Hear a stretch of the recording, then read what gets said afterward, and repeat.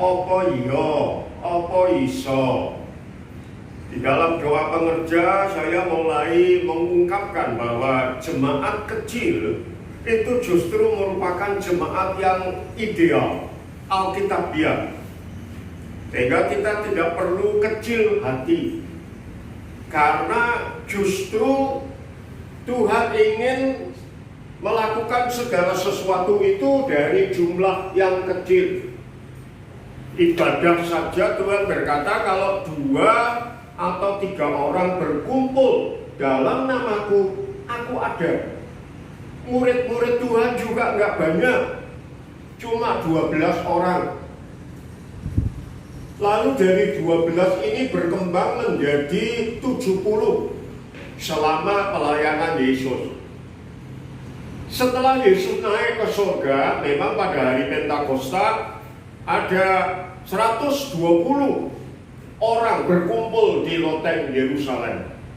Tetapi saudara lihat, selama Yesus hidup di dunia, sebelum dia menanggung dosa kita, mati di atas kayu salib, jumlah muridnya paling banyak 70 yang diutus berdua itu. Tetapi yang inti, yang paling dekat dengan dia cuman 12. Tetapi dari 12 orang inilah seluruh dunia mendengar Injil. Jadi kita tidak perlu kecil hati, karena Tuhan memberi kepada kita banyak kelengkapan.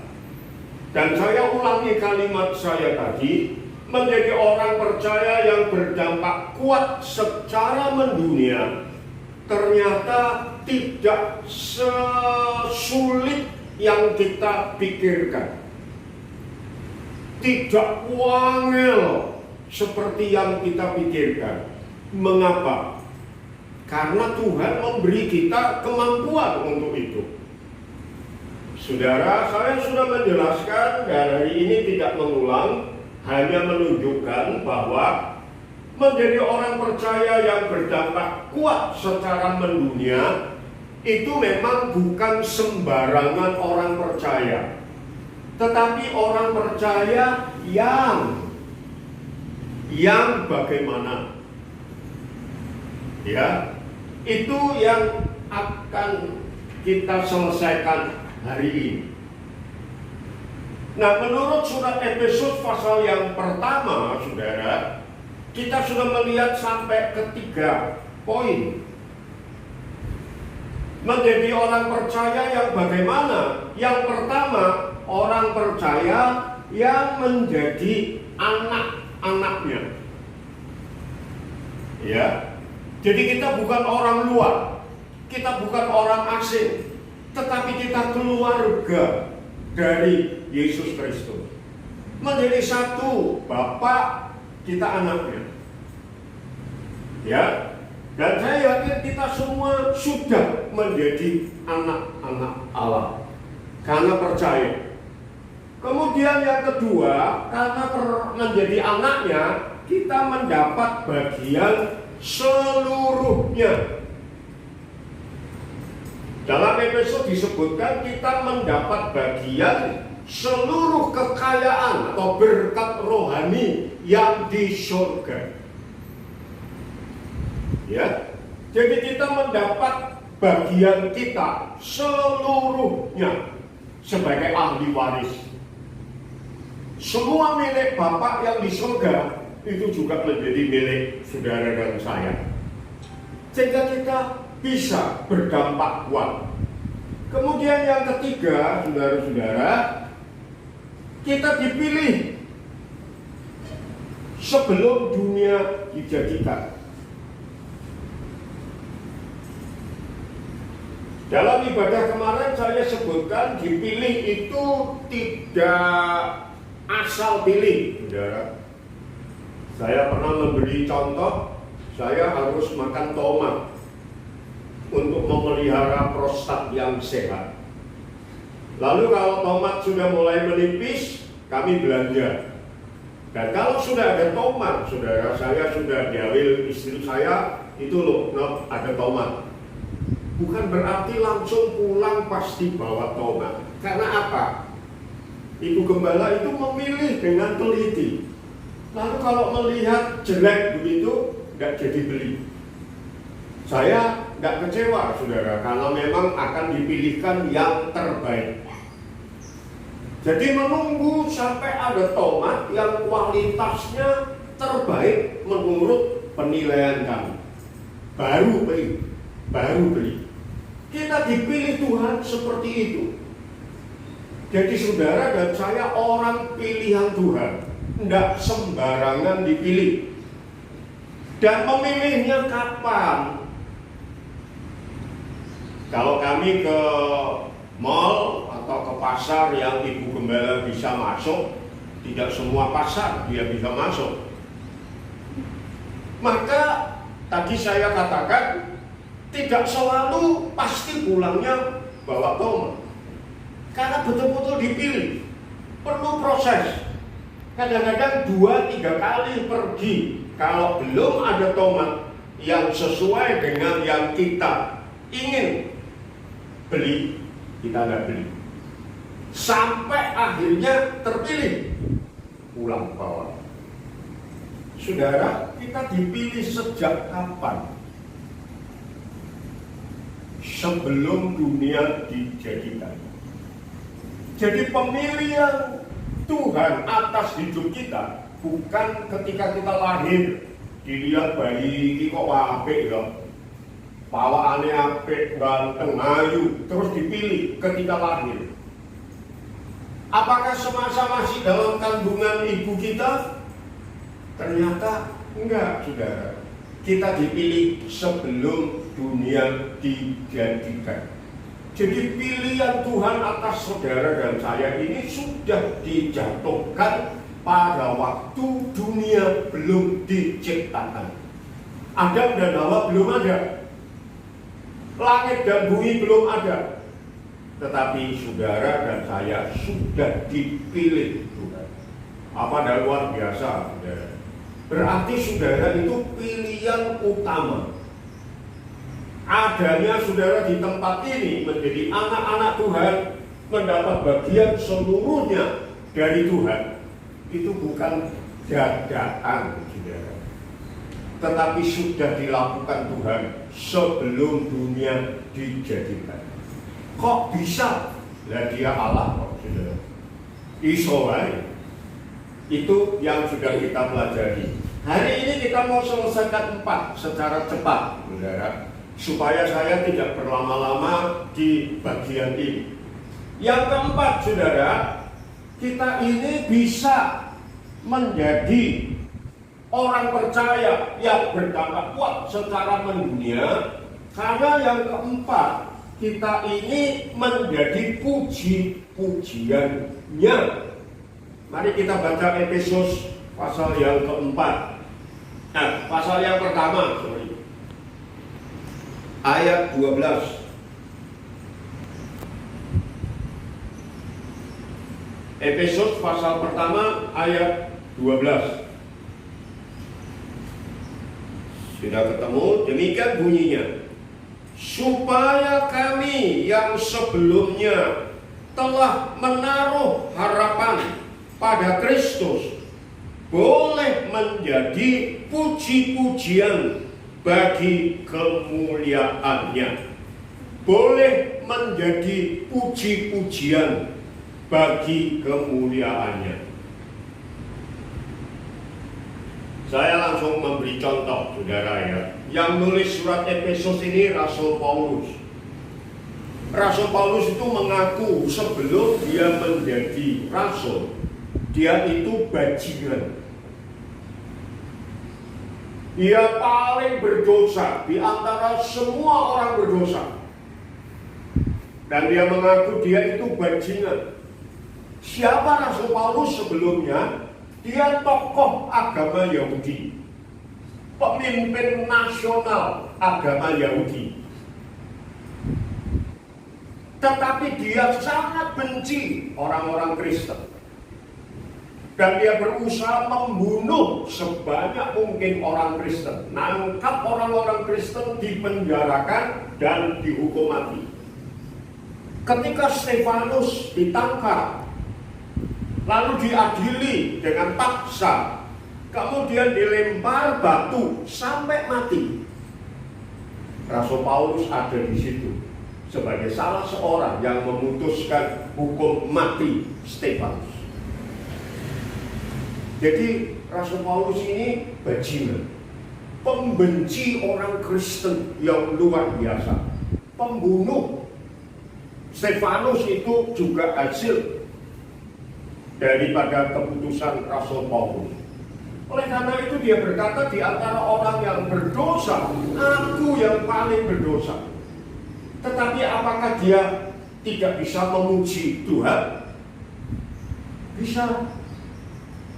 Dia beribadah di bait Allah. Dia beribadah di sinagoge. Dan di situ mereka memuji Yahweh. Mereka menyembah Yahweh. Bisa. Tetapi hidupnya tidak menjadi puji-pujian.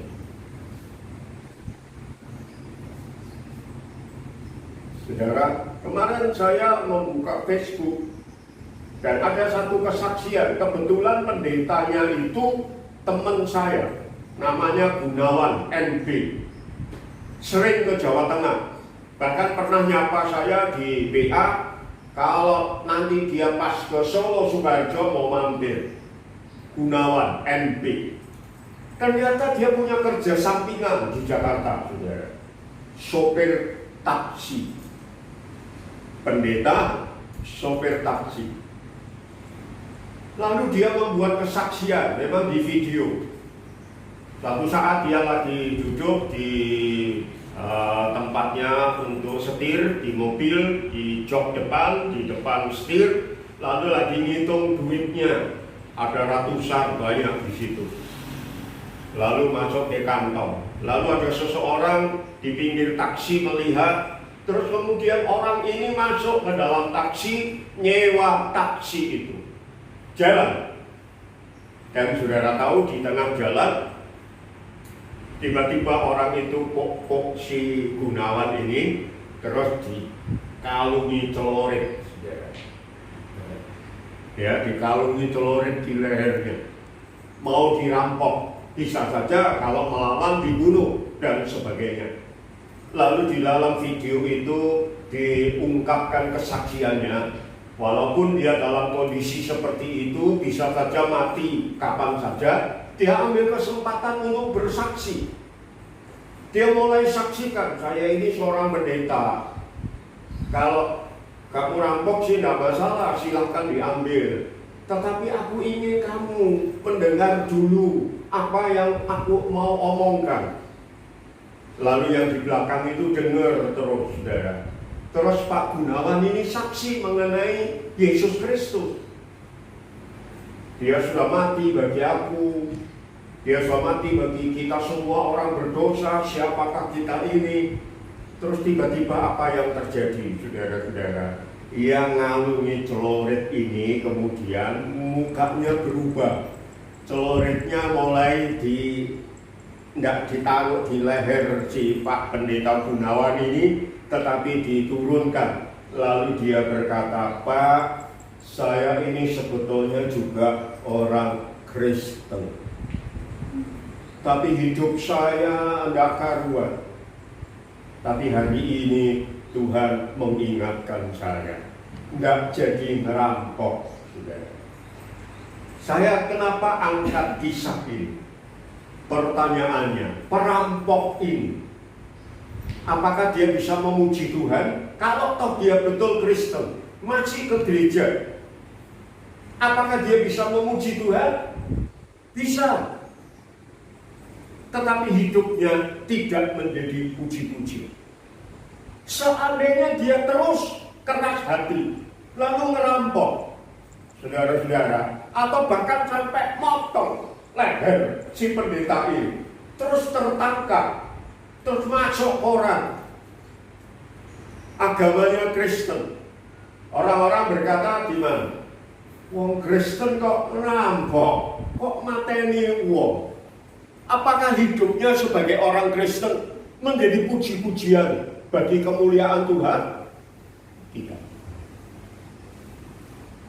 Karena orang-orang berkata, Kristen sih Kristen, tapi kok ngerampok, kok mateni wong, Kristen apa itu?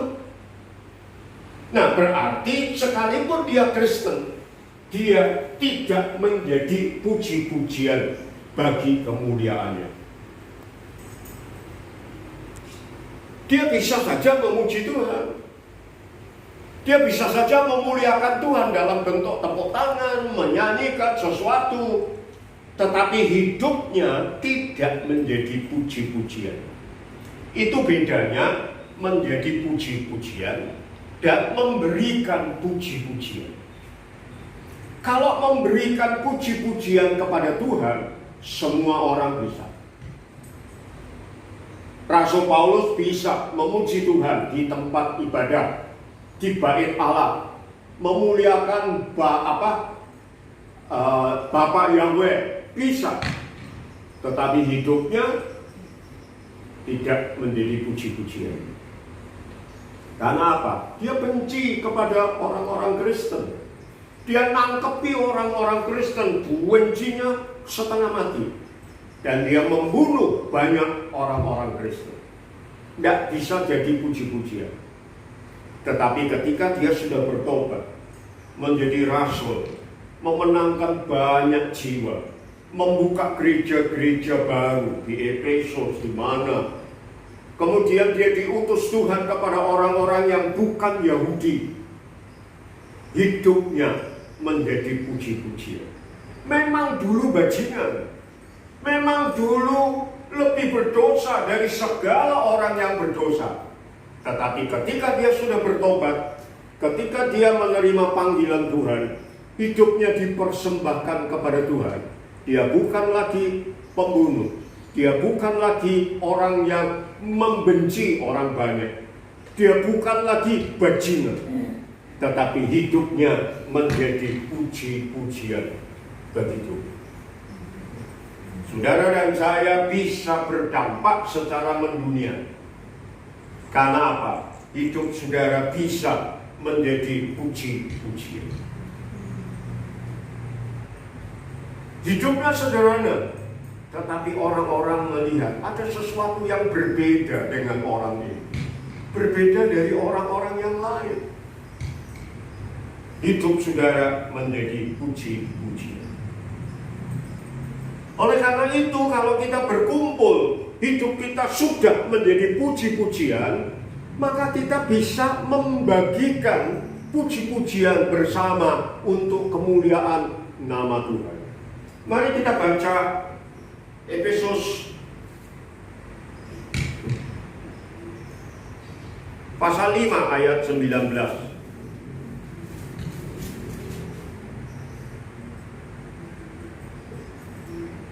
Efesus pasal 5 ayat 19. Demikian bunyi firman Tuhan. Dan berkata-katalah seorang kepada yang lain dalam mazmur, kidung puji-pujian, dan nyanyian rohani. Bernyanyilah dan bersoraklah bagi Tuhan dengan segenap hati. Kalau kita yang menjadi puji-pujian bagi kemuliaan nama Tuhan ini berkumpul bersama-sama, gampang bagi kita untuk membagikan pujian, mengeluarkan pujian. Karena apa? Hidup kita sudah menjadi puji-pujian. Sehingga kapan saja kita dianggap saudara, mari kita memuji, memuliakan nama Tuhan. Karena hidup kita sudah penuh pujian, menjadi puji-pujian, gampang kapan saja memuliakan Tuhan. Saya tidak pandai main musik, saudara. Katakanlah apa yang saya pengen ini musik yang bagus. Kapan saja keyboard ini saya sentuh, dia mengeluarkan suara puji-pujian. Ya, barangkali saya sedang marah, langsung dia tetap bunyi-bunyian, puji-pujian. Kalau hidup kita sudah menjadi puji-pujian, kapan saja kita berkumpul bersama-sama, maka kita bisa saling memberikan mazmur, nyanyian rohani, dan sebagainya. Tidak sulit. Pak, itu gampang kalau hidup kita senang, Pak. Kalau hidup kita susah, apa bisa memuji Tuhan? Saudara, kalau hidup kita sudah menjadi puji-pujian, ditekan kayak apapun yang keluar puji-pujian. Saya tidak membawa alat peraga, saudara. Dulu saya pernah memberikan peraga itu. Ketika satu balon atau apa, kita isi dengan sesuatu. Kapan saja balon itu saudara tekan, maka isinya itulah yang keluar. Tidak bisa balon berisi gula, air gula, lalu saudara tekan, keluarnya air garam. Tidak mungkin. Kalau di dalamnya isinya kecap, kok tekan, keluarnya saus tomat, nggak mungkin. Yang ada di dalamnya itulah ketika ditekan keluar, saudara. Kalau isinya saus tomat, kok tekan apa koyo apapun, kok pukul sampai pecah pun, yang keluar saus tomat. Tidak bisa ketika dia jengkel sama saudara, padahal hidupnya penuh dengan saus tomat, lalu ketika saudara pukul dia dengan kebencian, lalu keluarnya air lombok. Tak mungkin. Karena yang penuh di dalamnya itu air tomat, saus tomat. Kalau hidup saudara sudah menjadi puji-pujian, dari dalam hatinya sudah penuh dengan pujian, hidup saudara dikenal orang sebagai puji-pujian, itu loh, hidupnya luar biasa. Maka ditekan kayak apapun, saudara. Ini tak tekan kayak apapun, yang keluar musik. Tidak mungkin ketika ini saya tekan karena dia lagi marah, terus keluarnya kamu kurang ajar ya, kamu ngaco ya, enggak. Karena dia apa? Full musik, full puji-pujian. Ketika tak tekan, keluarnya musik, keluarnya puji-pujian. Hidup saudara, kalau sudah menjadi puji-pujian bagi Tuhan, ditekan kayak apapun, yang keluar puji-pujian. Apalagi kalau kita lagi beribadah. Makanya Efesus 5 ayat 19 berkata, berkata-katalah seorang kepada yang lain dalam mazmur, kidung puji-pujian, dan nyanyian rohani. Berkata-katalah seorang kepada yang lain. Jadi ketika hidup kita penuh dengan pujian, lalu kumpul bersama-sama, terus Tuhan memberi kesempatan kepada kita untuk mengungkapkan isi hati kita, maka yang keluar nyanyian rohani, mazmur. Bernyanyilah dan bersukacitalah, bernyanyilah dan bersoraklah bagi Tuhan dengan segenap hati. Itu yang keempat. Kita mendapat berkat rohani dari surga, hidup kita menjadi puji-pujian bagi Tuhan, menjadi kesaksian, sehingga ketika beribadah puji-pujian yang keluar. Yang kelima, dimeteraikan. Kembali ke Efesus pasal yang pertama, ayat 13 dan 14.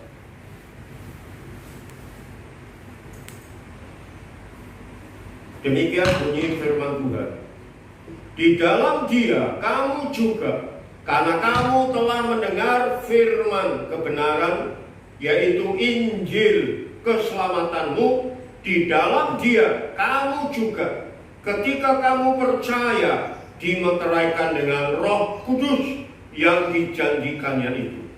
Dan Roh Kudus itu adalah jaminan bagian kita sampai kita memperoleh seluruhnya, yaitu penebusan yang menjadikan kita milik Allah untuk memuji kemuliaan-Nya. Yang kelima, kita dimeteraikan oleh Roh Kudus. Saya tidak terlalu panjang menjelaskan ini karena saya yakin sudah bisa memaklumi arti kata meterai. Meterai itu adalah tanda ikatan. Kalau saudara jual beli rumah, ada akte jual belinya, ada akte notarisnya. Kalau saudara membayar suatu harga yang besar, ada kwitansi dengan meterai. Kalau saudara membuat perjanjian hutang kredit, maka ada akte perjanjian kredit yang saudara tanda tangani di atas meterai. Dan itu sebagai tanda ikatan. Apa yang ada di tulisan itu akan menjadi kenyataan. Ketika saudara membeli sebuah tanah, sebidang tanah, komplit dengan bangunannya misalnya, ada aktenya, HAM-nya, diganti dari milik si Abbas menjadi milik saudara. Dan itu sah, tidak bisa diganggu gugat.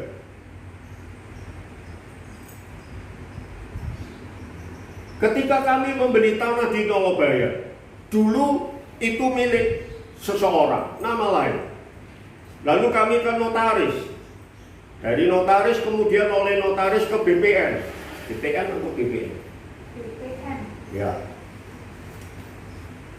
Lalu berubah HM-nya atas nama Paulus Tandianto dan tidak bisa diganggu gugat.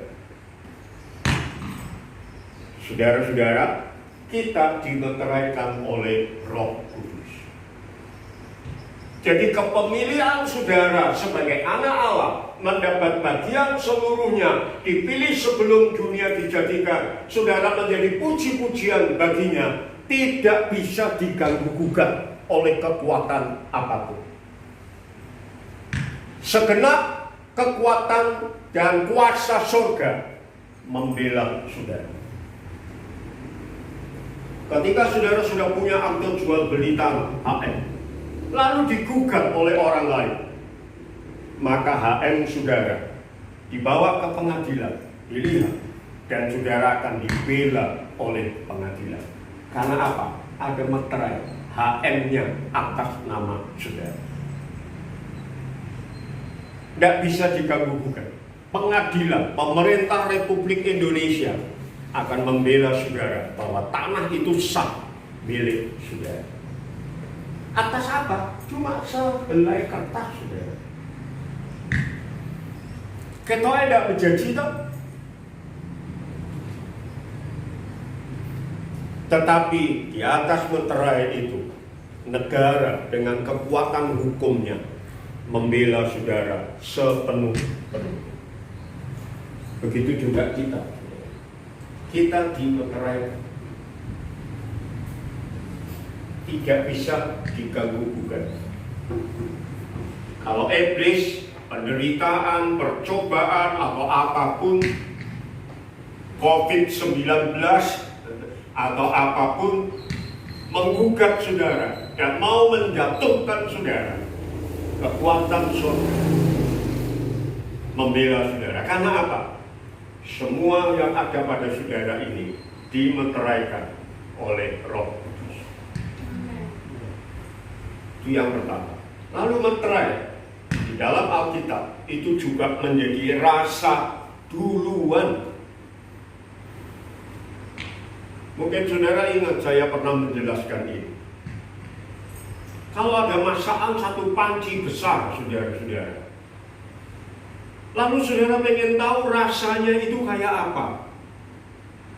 Terus saudara dikasih tahu, nggak langsung dikasih semua satu panci besar, tetapi diambilkan satu sendok kecil, terus dibawa kepada saudara. Icipi ya, rasanya itu. Terus saudara ngicipi. Wah, enak Itu artinya saudara, seluruh panci itu isinya sudah saudara rasain dulu. Sehingga nanti saudara berpikir ketika pas waktunya makan, yuk kita makan. Oh enak. Tapi karena saudara sudah ngicipi, saudara berani ngomong, enak, wah mantep tenan lah. Sopo sing masak, ojo mikir sopo sing masak, tapi iku rasane pasti. Orang-orang tidak percaya, apa ya? Iya, buktinya apa? Aku mau wis ngicipi sak sendok. Dan ketika semua kemudian mendapat bagian, iya ya, enak ya. Itu meterai. Dulu kalau tidak salah saya pernah saksikan saudara, di Bojonegoro itu ada satu daerah namanya Wedi. Tempatnya salak. Dan salak Bojonegoro nggak kalah sama salak yang lain-lain. Hebat. Dan ketika kami masih muda-muda saudara, seneng kalau diajak ke Wedi. Karena apa? Enak tenang saudara. Tahu apa yang terjadi? Ketika kami ke kebun salak, lalu membeli salak. Dasar anak-anak muda saudara, di kebun salak itu kita boleh ngicipi.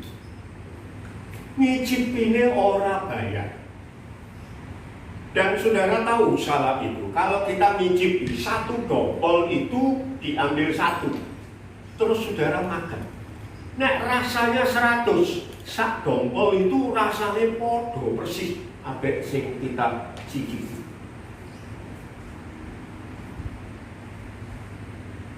Jadi kita tidak usah repot-repot sudah ngicipi. Nah salak sudah dibuka, kan isinya paling tidak 3 saudara. Nah kita ngicipi kan berarti satu buah salak itu sudah orang 3 yang ngicipi. Satu. Apalagi kalau kita itu orangnya sopan banget. Satu salak orang ditekno wong siji ngicipine. Begitu kita jual, nah, terus kayak jadi enak, berarti satu namanya salak itu bisa 2 orang, berarti satu buah salak 3 sudah 6 orang.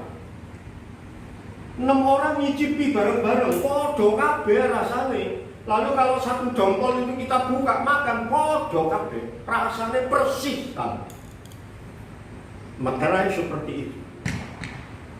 Nah dulu dasar kami anak-anak Natalan saudara-saudara datang ngicipi. Wong siji satu salak ngicipi. Enak ya. Bawa temen 10 biji yang entek dong boleh. Dicipi toh. Terus pas ngicipi dindi orang karuan tuku. Rasanya kok. Itu anak muda dulu saudara, enggak tahu sekarang.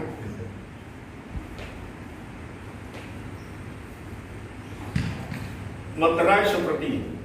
Jadi kayak apa? Semua kekayaan berkat rohani kita di surga, saudara boleh ngicipi dari sekarang di dunia ini. Itu nanti kita alami sepenuhnya. Apa dan luar biasa saudara, kita di meterai. Lalu yang ke-6,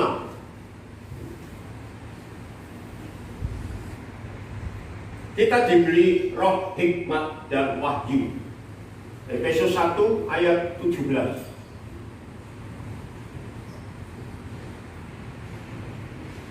Demikian bunyi firman Tuhan.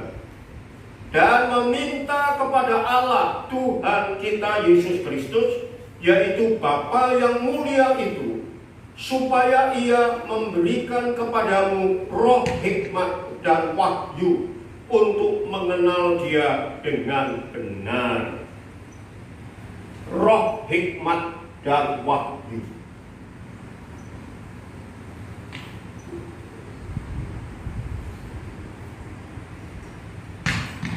Ini tidak perlu sekolah tinggi.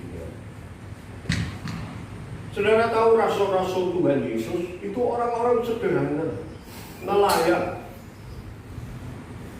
Orang pintar bisa dihitung, saudara.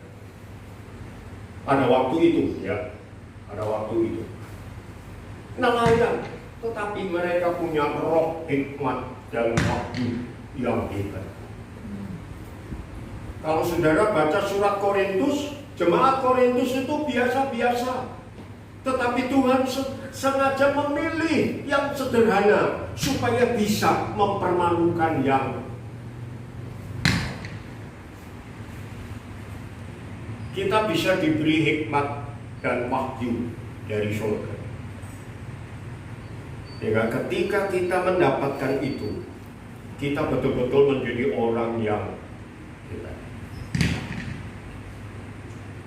Tidak ngawur. Saya mengirim renungan sebetulnya meneruskan karena saya tertarik. Itu menjadi berkat bagi saya dalam banyak konteks kehidupan. Judulnya Pendeta Pencuri.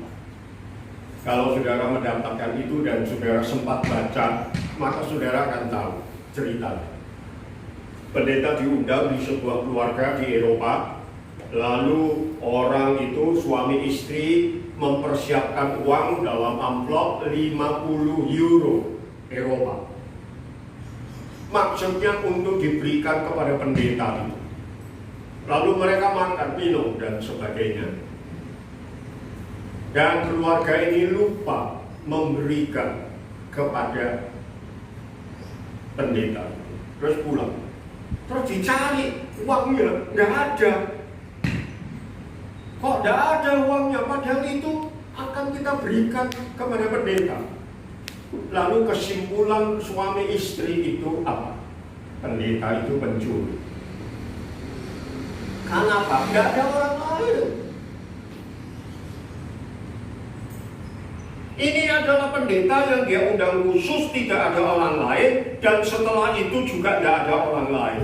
Kok duitnya hilang? Padahal itu harusnya kita berikan kepada pendeta itu. Wah, pencuri, mesti dibawa pendeta itu. Ketika kita noto-noto dan sebagainya, kita lengah. Nah, uang itu dilihat oleh pendetanya, lalu dicuri. Wah, pencuri itu. Ngamuk ini suami istri. 2 bulan gak ke gereja. Sengaja. Karena kecewa, pendetaku kok maling ya. Terus setelah 2 bulan, saudara, saya lupa persis ceritanya. Dia ke gereja atau ketemu. Lalu sengaja tanya kepada pendetanya, Pak Pendeta, kami sudah 2 bulan lebih ya tidak ke gereja. Iya, saya sampai kangen, pendetanya ngomong gitu mungkin ya. Bapak tahu enggak kenapa kami tidak ke gereja? Enggak tahu. Pak, kami marah, kami kecewa besar sama Pak Pendeta. Loh, kenapa?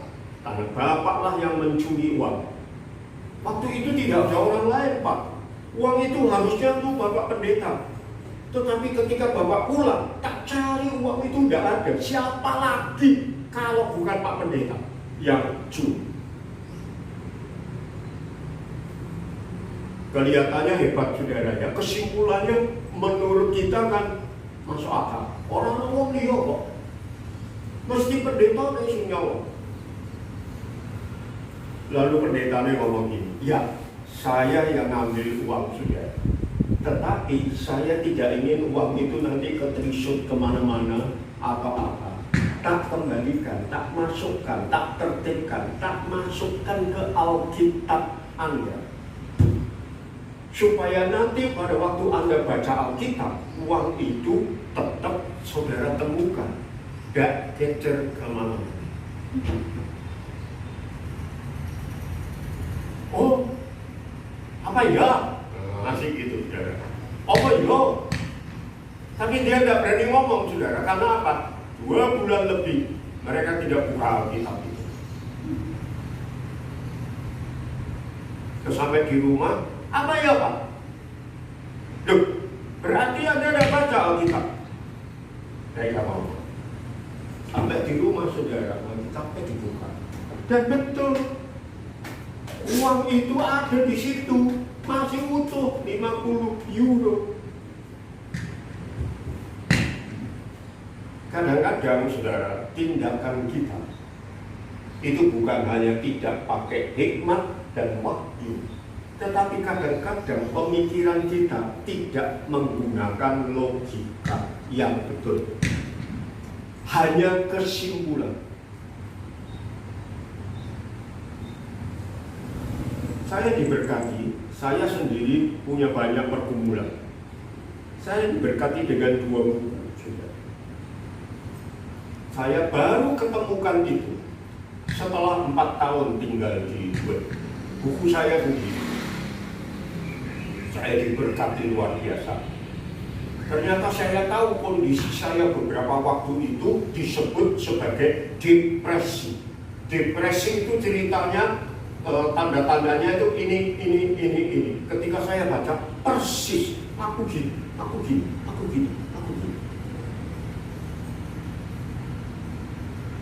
Lalu kemudian ada bimbingan, saudara, antara kenyataan dan penilaian. Saya mulai berusaha untuk mencoba menghidupinya. Ya, pertama dengan istri saya. Karena selalu tiap hari kan hidupnya dengan dia. Bangun tidur sama dia, mau tidur sama dia, makan sama dia. Apalagi kami terkenal di seluruh Sukoharjo, kemana-mana mesti berdua. Beda dengan istri saya yang pertama, Ruth Anna. Kalau Ruth Anna itu takjak kemana-mana enggak mau. Saya kemana-mana sendirian, ke luar negeri sendirian, kecuali ke Amerika. Dia akhirnya ikut ke pulau-pulau sendirian, kecuali betul-betul saya paksa karena sesuatu. Kalau Ibu Ruth Ratika kemana-mana nyindir, bareng kemana-mana. Jadi saya mulai terapkan, saudara. Dia orang sanguin, saudara, ceplos. Itu kenyataannya. Seringkali saya bisa stres karena setelah kenyataan dia ceplos, saya memberi apresiasi, memberi penilaian. Bukan apresiasi. Apresiasi itu penghargaan. Ya, memberi penilaian. Ketika saya mau melakukan sesuatu, saya sudah tahu. Lalu Ibu Gembala ngomong, "Kok Pak Tenise?" "Iya, Mami, aku nggak tahu kalau ini dipaten sih ya." Kenapa? Kenyataannya dia orangnya seperti itu, spontan, tak. Tapi saya menilai, aku ini luwih tua toko kamu. Sebelum kamu lahir, aku ngerti nek ngene iki dipaten.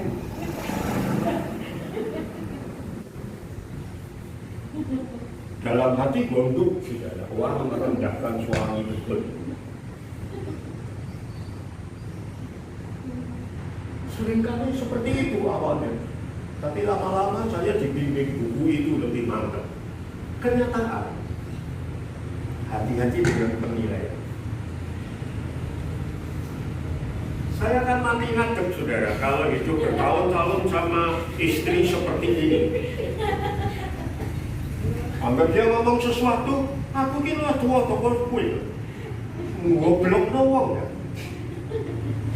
Aku kira pinter toko kue, ngamuk, terus musuhan, ya kan?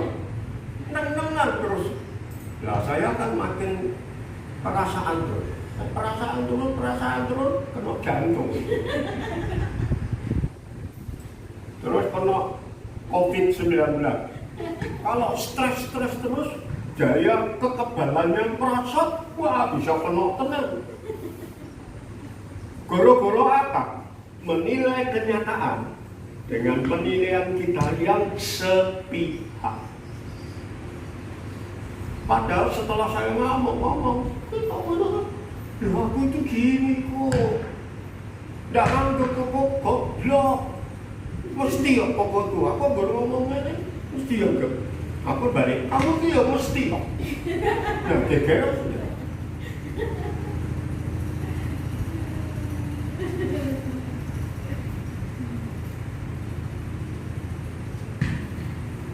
Jangan nangkap saudara ya.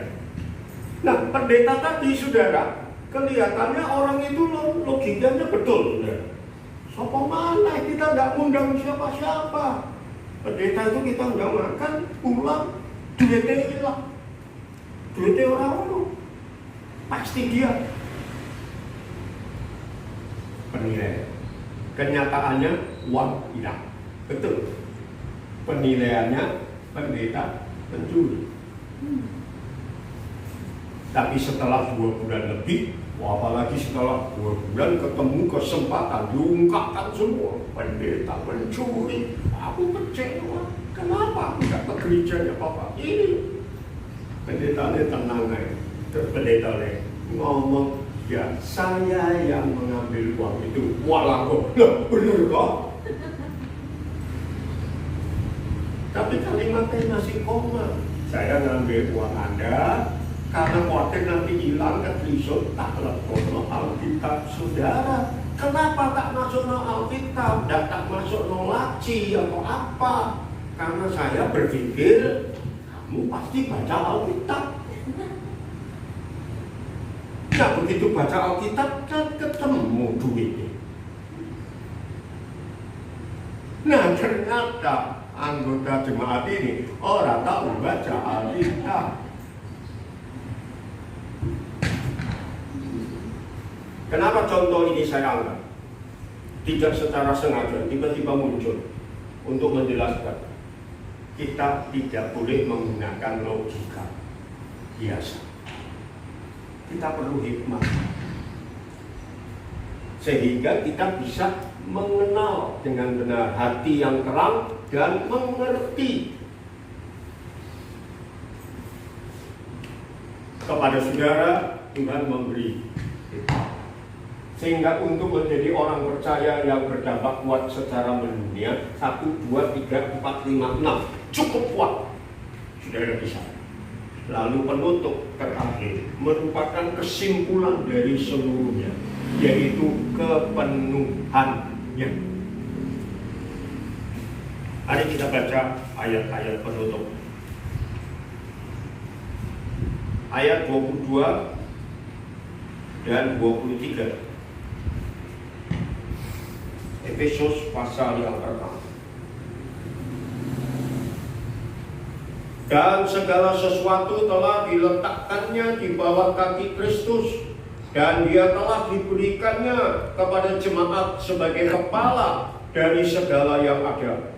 Jemaat yang adalah tubuhnya, yaitu kepenuhannya, kepenuhan dia yang memenuhi semua dan segala sesuatu.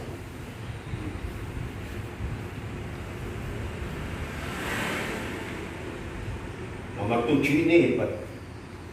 Saudara mendapat kepenuhan. Semua kepenuhan Allah itu ada di dalam Yesus Kristus. Dan kalau kita hidup di dalam Yesus Kristus, maka seluruh kepenuhannya ada pada kita. Dulu awal-awal saya sudah memberi ilustrasi seperti ini, saudara ya. Kayak tadi Alkitab dengan uang tadi ya. Ini seluruh kekayaan berkat rohani itu ada di dalam Yesus Kristus. Jadi seluruh kepenuhan berkat dari surga itu ada di dalam dirinya Yesus Kristus. Lalu kalau kita menerima Alkitab ini dan kita ambil sepenuhnya milik kita, kemana-mana Alkitab ada dalam hati kita, maka apa yang ada di dalam Alkitab ini ada di dalam kita, ada di dalam Kristus Yesus. Dalam khotbah yang kedua atau ketiga, saya mengatakan bahwa di dalam beberapa ayat itu sudah ada 12 kali kalimat di dalam Kristus, di dalam Dia. Jadi semua berkat ini ada di dalam Kristus. Semua berkat ini ada di dalam Yesus Kristus. Kalau Yesus ada di dalam kita, kepenuhannya, maka semua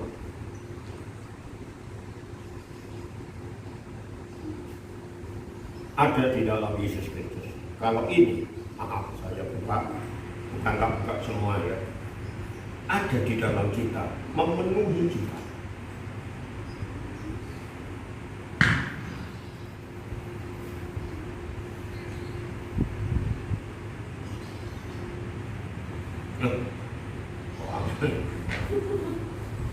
Kemana saja kami pergi, ya ada memenuhi hidup saya. Amin. Tidak pernah ketinggalan, saudara. Kalau ini tidak memenuhi kita, kepenuhan kita ada di sini. Lalu saya pergi, carry. Tidak ada di sini. Harus balik lagi. Ambil.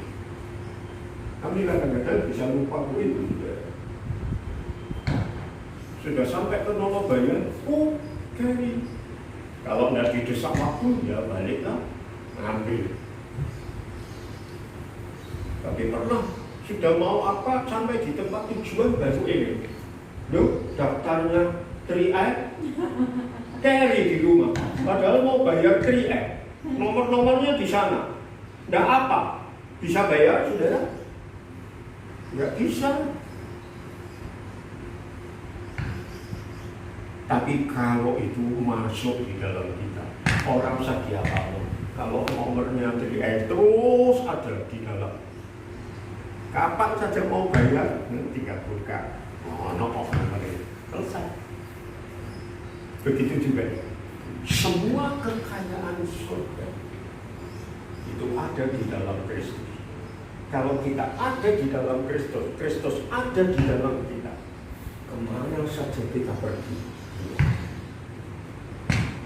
kemana saja kita menjadi puji-pujian, kemana saja kita anaknya, kemana saja kita mendapat bagian seluruhnya, kemana saja kita dipilih sebelum dunia dijadikan, kemana saja kita menjadi puji-pujian baginya, kemana saja kita dimeteraikan, kemana saja kita mendapat roh hikmat dan waktu. Tidak main logika-logika, prasangka-prasangka dan kemana saja kita penuh dengan Kristus. Ini ada kita kemana saja.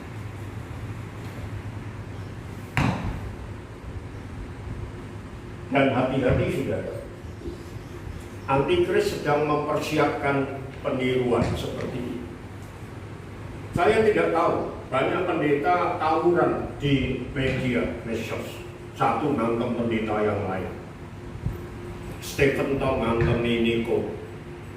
Ya, terus ada orang lain ngantem si Stephen Tong. Aku pikir musim koyo ini kok pendeta tambah tukaran. Justru harus bersatu. Tapi yang saya ingin sampaikan saudara, Antikris mempersiapkan kondisi seperti ini. Karena tiba-tiba sekarang di Amerika ada seorang namanya Bill Gates. Itu orang kaya, pencipta Microsoft. Dia sedang mempersiapkan virus, antivirus, vaksin antivirus, made in Amerika. Didanai oleh yayasannya Bill Gates sama istrinya, saya lupa nama istrinya, Katarina atau apa. Tapi saudara tahu, kalau kita nanti dikasih virus, antivirus itu, sekaligus dimasuki microchip di dalam tubuh kita. Sehingga kemana saja kita pergi bisa dilihat. Paulus Tandiano, kalau saya terima itu, oh ada di sini, oh ada di sini, jadi tanda. Lalu nanti kalau kita beli sesuatu di mall dan sebagainya, saudara tidak usah ribut, gopetnya ketinggalan dan sebagainya. Karena microchipnya itu ada di dalam kita. Sehingga kita tinggal tunjukkan ke kasir. Terbalik. Niru siapa? Niru Yesus Kristus. Saudara tidak perlu dikasih microchip. Karena secara roh, saudara sudah dimeteraikan oleh Roh Kudus. Kemana saja saudara pergi, meterai itu ada. Dan kita tidak perlu takut tidak bisa jual beli. Karena kalau musim kelaparan nanti, di mana orang hanya bisa membeli dengan tandanya 666 itu, saudara tidak perlu khawatir. Karena Tuhan berkata, minyak dan anggur jangan dirusakkan. Minyak dan anggur itu tanda meterai dari Roh Kudus. Kalau Yesus Kristus ada di dalam kita, oh haleluya, seluruh kepenuhan ada di dalam kita. Tak lebut orang supaya jelas. Orang mungkin geli. Apalagi kalau ini di dalam hati kita, saudara ya. Sejak sekarang, sejak saudara percaya Tuhan Yesus, Roh Kudus ada di dalam kita. Amin. Tidak usah microchipnya Bill Gates atau antikris atau apa. Maka kemana saja saudara pergi, Yesus Kristus, Roh Kudus ada di dalam kita. Sehingga kemana saja saudara bisa menemui Dia. Dan seluruh kepenuhan Kristus ada di dalam kita. Orang peduli wong Luwut atau wong Jakarta. Saudara tidak perlu meri Jakarta. Karena sebentar lagi Jakarta akan ditinggal. Tidak lagi jadi ibu kota Republik Indonesia. Ngalainya kemana? Ke desa, saudara. Di Kalimantan. Itu daerah desa. Nanti jadi ibu kota Republik Indonesia. Sudah dipersiapkan. Tetapi kita ada di dalam Kristus. Ini ibu kotanya surga di dalam hidup saudara. Amin. Amin. Tuhan memberkati. Mari kita berdoa.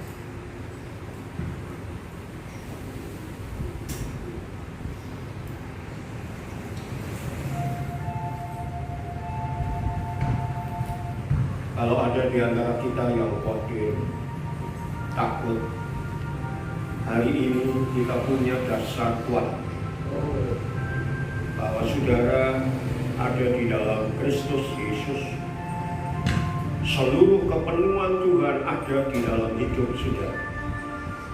Sehingga saudara menjadi orang yang sangat penting di hadapan Tuhan.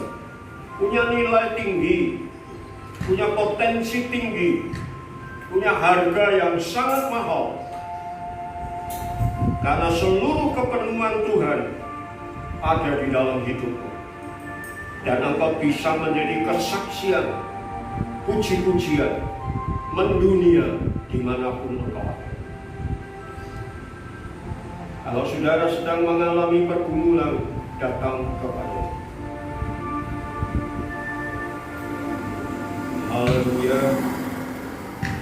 Bapa dalam surga, kami bersyukur kalau kami boleh menjadi orang percaya yang bisa berdampak kuat secara mendunia. Karena kami adalah orang-orang yang istimewa di hadapan-Mu. Orang-orang yang Engkau pilih sebelum dunia dijadikan. Orang-orang yang Engkau meteraikan menjadi milik-Mu. Dan Engkau ada di dalam kami ada di dalam Engkau. Seluruh kepenuhan Tuhan ada dalam hidup kami, memenuhi hidup kami. Oleh karena itu kami tidak takut menghadapi situasi sekeliling kami. Apapun dapat digoncangkan hari-hari ini. Tetapi kami yang ada di dalam Engkau tidak dapat digoncangkan. Terima kasih Bapak. Terima kasih Tuhan Yesus. Dengar doa kami. Berkati anak-anak-Mu satu demi satu. Engkau tahu kondisi kami hari-hari ini. sementara mengalami KLB COVID-19. Engkau lebih besar dari semuanya, dan kami ada di dalam Engkau. Berkati kami ya Tuhan. Dalam nama Tuhan Yesus Kristus, kami sudah berdoa. Amin. Tuhan memberkati.